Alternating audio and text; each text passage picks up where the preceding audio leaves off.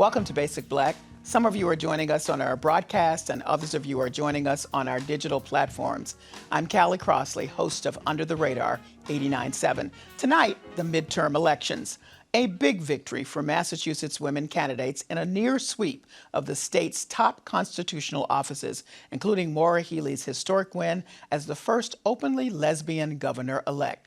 That includes a glass ceiling breaking triumph for former Boston City Councilor Andrea Campbell, now Attorney General-elect, who is the first Black woman elected statewide.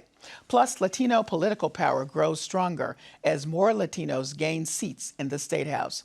The predicted conservative red wave did not happen, but a significant number of Republican election deniers are headed to Congress.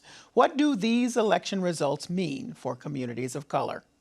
Joining us this evening, Tanisha Sullivan Esq, President, NAACP Boston Branch. She's also a member of the GBH Board of Advisors, and she ran for the Democratic primary for Massachusetts Secretary of State.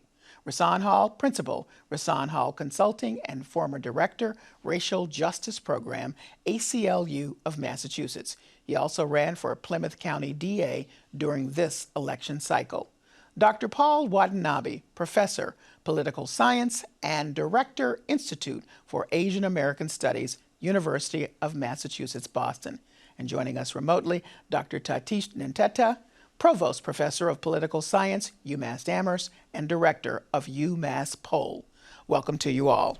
Thank you. Thank you for having us. Kicking it off, Dr. Paul Watanabe, what are the chief takeaways locally and nationally, understanding that we're keeping communities of color in focus? Well, I think the polarization that we see in the country prior to this election is continually reflected in these results. I think we're really a country that is really focused on issues of race, so it's appropriate we have that conversation. It's seemingly about inflation and so forth, but those are really a cover. They're fundamentally a cover for issues about race and the transformation of this country. And I think the fact that the Republicans are able to do so well is unfortunate in the sense that if you think about much of the analysis of why the Republicans are able to do so well is they raise issues, traditional ones of crime and so forth as the issue. And crime is nothing more than sort of a fig leaf to cover a focus on race. The grainy pictures of black and brown people doing crimes or hitting people or coming across the border committing crimes are pulled out at the final stages, and those are the kinds of things that are fundamental, I think, to an appeal to a population, particularly a white population that in some respects cannot adjust to the transformation that we're seeing in the country. So in some ways, I think things could have been worse, but I think they're not much better in terms of the polarization that we're going to see, and we're going to see it continue clearly at least for the next 2 years and perhaps longer. Dr. Tatishe Nteta, same question to you. Chief takeaways, local and national. Yeah, at the national level, I think the central takeaway is that the Democratic Party did not lose a number of seats in the House of Representatives and potentially could retain control of the U.S. Senate. This goes against history. So in midterm elections in a president's first term, they tend to lose large numbers of seats in the House. So Barack Obama lost 60 seats in his first midterm election, and Joe Biden might lose less than 10 seats. I mean, this is ridiculous in terms of the expectations that we had for a red wave or a red tsunami. And at the local level, I think the central takeaway here in Massachusetts is that diversity is coming to our state leaders. So 5 of the 6 statewide offices are going to be held by women. For the first time in the history of the Commonwealth, a woman was popularly elected governor. We have, again, a woman who's going to be attorney general, a woman who's going to be auditor and treasurer and lieutenant governor. And so, again, we're seeing the diversity coming to fruition here in the Commonwealth. And so I think these are the 2 major stories that mark the elections of this past week. Tanisha, I'm going to ask you to reflect on this coming through your own experience, and I first want to put this startling statistic on the table. This is from Higher Heights, which is an organization that helps Black women get elected. Last year, Black women held just 1.9% of statewide executive offices. Only 17 women have ever held statewide elective offices. Had you won Secretary of State, you would have been 18, which sounds crazy, but here we are. And so that speaks to the difficulty of being elected statewide, and also it speaks to, the amazing accomplishment of Andrea Campbell to be able to make that happen, because it just is tough. Yeah. Look, I am excited about what we've seen this cycle, both here locally and nationally. We have arguably the most diverse field of candidates this cycle, both locally and nationally, than we've ever seen. It speaks to, I believe, a moment in time where more of us are seeing ourselves in these roles and going for it. That in and of itself is something to celebrate. Organizations like Higher Heights, Collective PAC, Emerge US, organizations that are working to lift up women and encouraging women to run, are organizations that we need to continue to support. That said, challenges still remain, right? Challenges still remain in terms of more women running, yes, but running and winning. Here in Massachusetts, I do want to also lift up once again the historic first from a diversity standpoint. Representation matters. Having Andrea Campbell in the AG's office, having Kim Driscoll, whose mama is Trinidadian, in the LT's office, having Maura Healey in the governor's office. That matters from a diversity standpoint. What I'm looking forward to seeing is the impact that has from a leadership and governing standpoint. What does that mean for the teams that they will assemble? What will that mean for the issues that they will prioritize and champion? What will that mean for the people of the Commonwealth?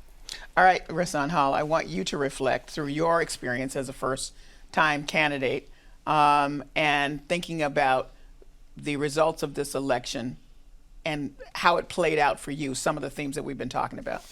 Sure.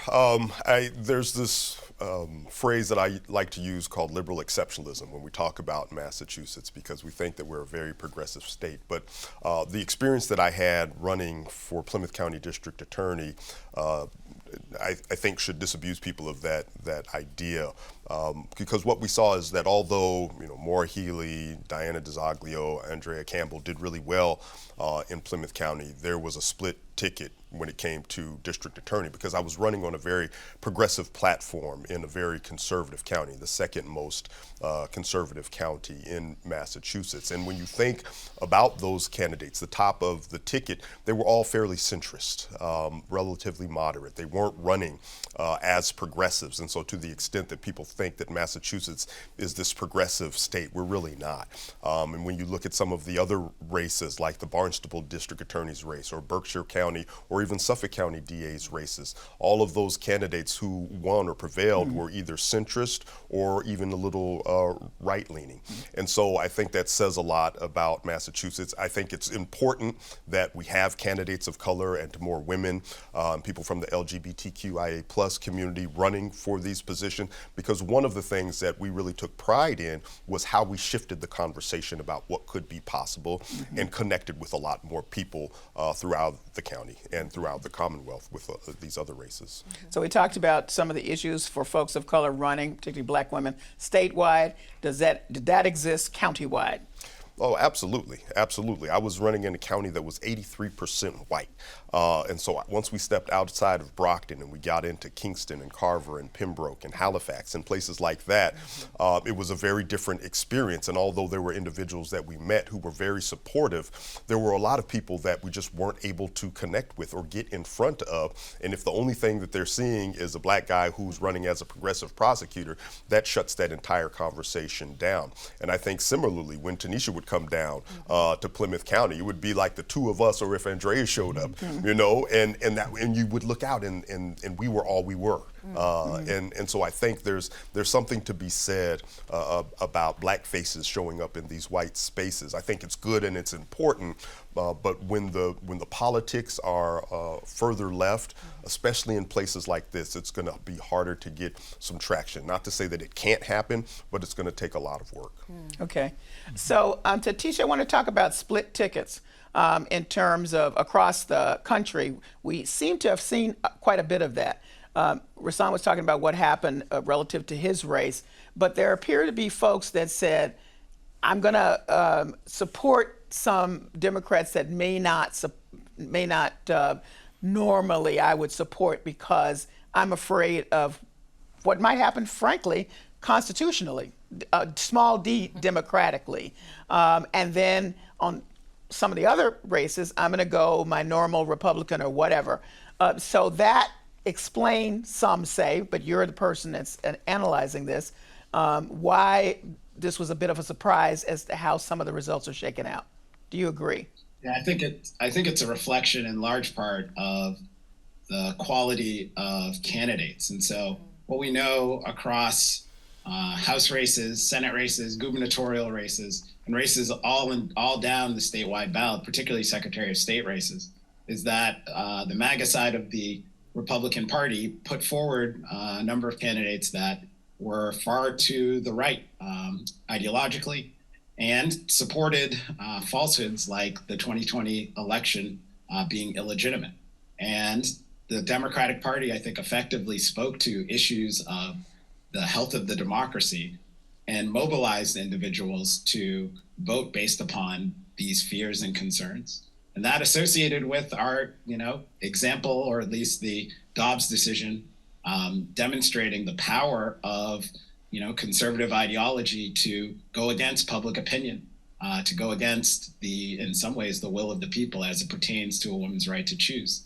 So I think all of these factors played a really important role in leading individuals to not necessarily vote solely on their partisan identity, but to take a look at the candidates and to look forward to see how these candidates may govern. And it gave people pause, and that pause was reflected in the vote that they made. So while we have some bad news, Paul Watanabe, all across the way, what is interesting, and Tanisha hinted at that, across the country we saw a lot of folks of color running. And though we can name some of the ones that lost, so there were some big wins. And one of the big wins, the historic win, Democratic candidate Wes Moore, who will become the next governor of Maryland. The military veteran and Rhodes Scholar will be the first black governor of Maryland and the third black person elected governor in U.S. history. Here's what he said to his supporters. You all worked. You worked and you took this election personally. Personally. And I am so grateful because you believed. You believed at a time when sometimes believing isn't easy. So, Dr. Watanabe, how to put his win, and there's a few more that I'll mention after you speak, in context with these other big losses. Help us understand what was going on here. Yes, there were more people of color on the ballot, both on Democratic and Republican ballots across the country. There's no question about that. And you had some significant wins like his and Sykes, for example, in Ohio won Tim Ryan's seat. And the youngest man ever to be appointed to the Maxwell Frost in Florida. So you had some of those victories, but you had some other situations. For example, you had Stacey Abrams losing big time. You had as governor of Georgia, she lost. The situation in the Senate race in Georgia, where Mr. Warnock was on a par with somebody who was, in my view, entirely incapable or unqualified for that job. So you had Val Demings losing big time in Florida and so forth. So you had some victories, you had some losses, and I agree. It's not just simply whether somebody is a person of color, it's what they stand for. That's what the loss of Rahsaan and Tanisha did. They stood for something. They weren't just people of color, they stood for something. And the policies, I think, are what's a critical thing. And to me, to some respects, it's the rejection of the policies that they represent. I think that's the difficult thing. I think of Stacey Abrams, for example. People are referring to her on the Republican side as this loser. And I think of her, and we were talking a moment ago, I think of her like my mother, who used to be the person who prepared the meals for the holidays and prepared these wonderful meals, and we all sat down and ate them, and she sort of stood in the corner and watched everybody eat the meal. That's sort of Stacey Abrams. She set the table for all the people like the Ralph Warnocks and so forth to win and compete, and yet she sits on the side and really doesn't get to participate in the meal herself. It's those sorts of people that I think the rejection of those people in light of some of the opposition that they're receiving, that's a little disconcerting to me, I think. Yeah. I do want to say with regard to Wes Moore, by the way, if you think you've heard his name before, you have. He wrote a best-selling book called The Other Wes Moore, which actually ties in to his run.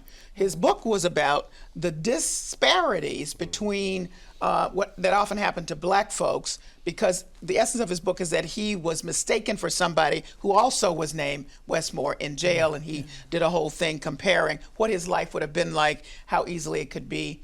The crime issue has come up very strongly as he ran. So there's that. So I wanted to put that on the table. He looked at the numbers and said what was interesting, speaking about statewide and countywide, that they won in every sector of Maryland, which was a shock to him, rural and urban and all of these other places.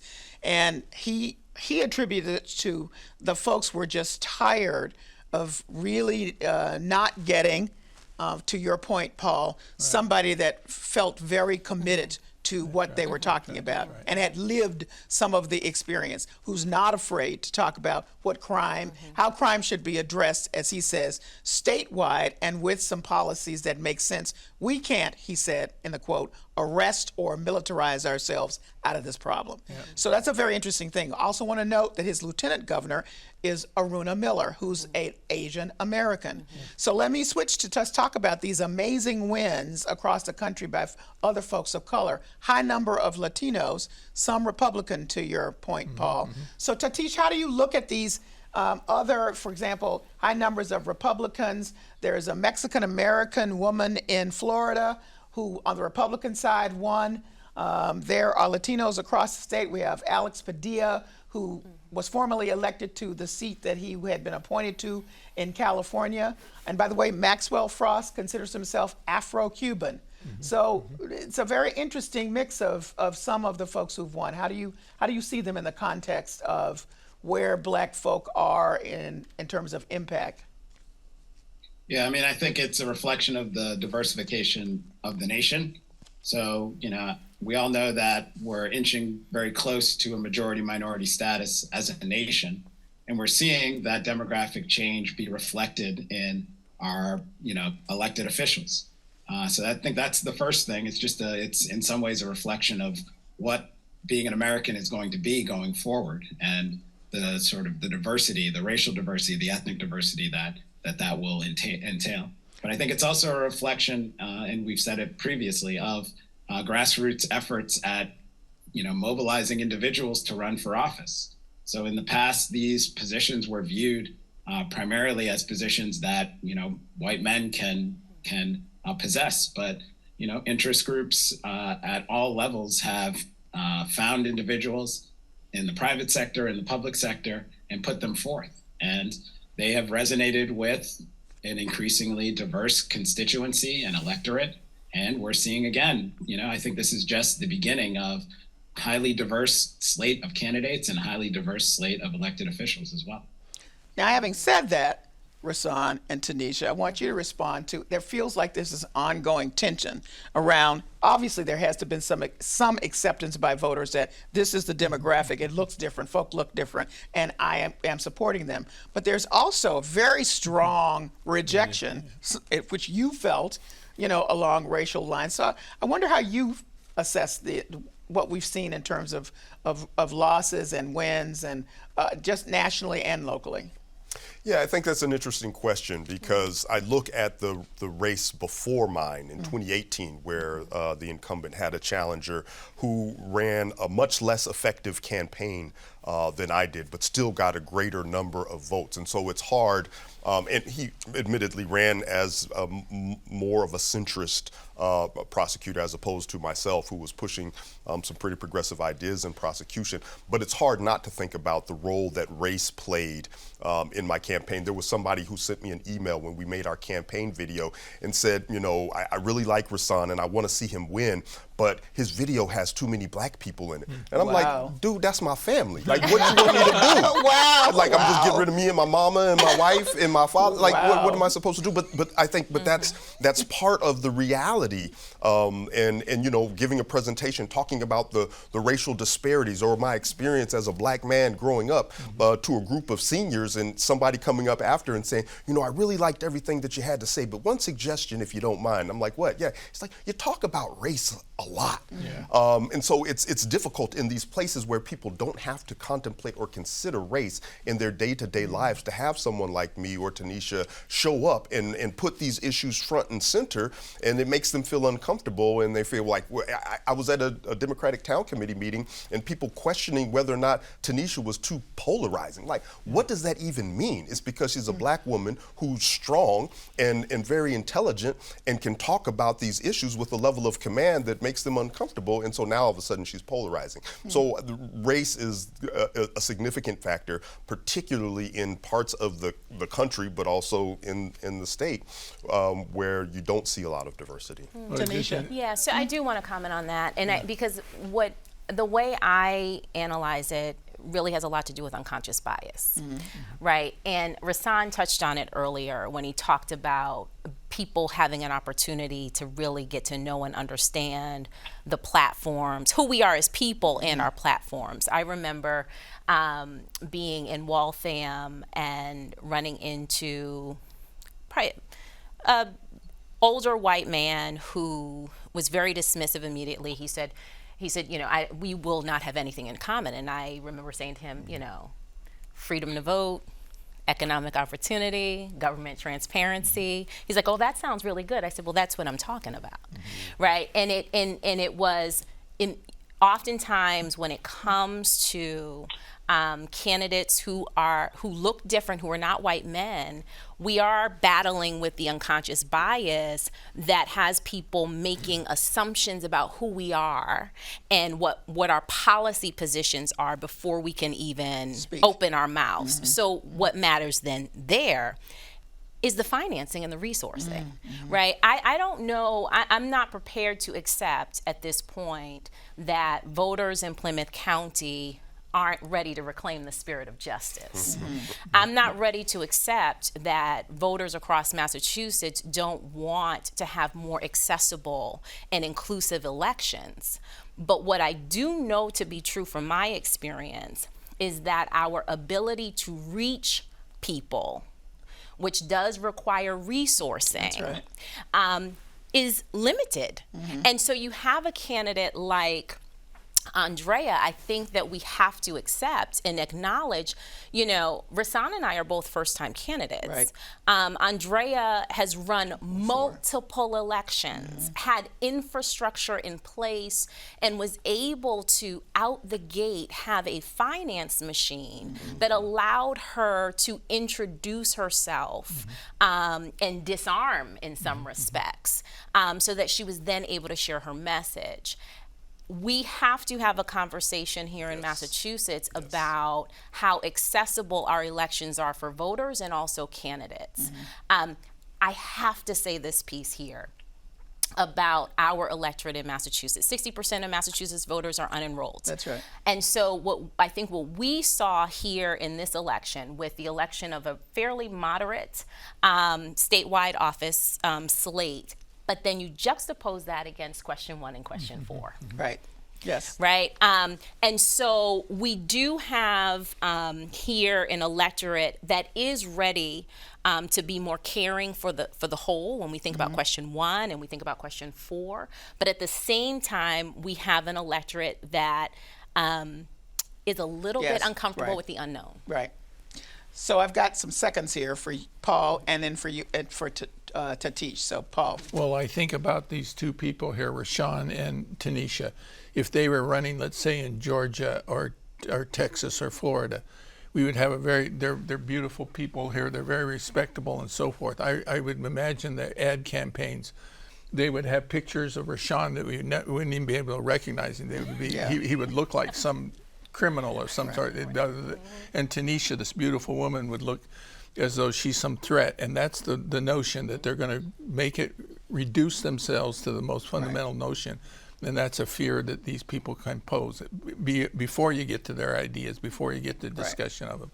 And I think that that's really what has happened to a considerable degree in this election and continues and will continue into the future until we address these issues. Tatishe, you get the last words. Yeah, I mean, I would think the one thing we need to also recognize is that Massachusetts has a long history of supporting African-American candidates. One of the first African American senators, post Reconstruction, came from our state. We had one of the 3 African American governors, and now we have an African American attorney general. And so I think there is a history here, even though, as a number of folks have indicated, the state itself is not as progressive as we think it is. There are things to celebrate, not just in this election, but historically, and things to build upon as we look to the future. A more diverse Massachusetts as it pertains to who lives here, but also I think in terms of the policies that people want to pursue. And hopefully with this new slate of candidates that we have in statewide office and in the legislature, that those candidates will pursue those policies that better the lives of everyone in the Commonwealth. Okay, I lied. Would you run again? I am. Quick.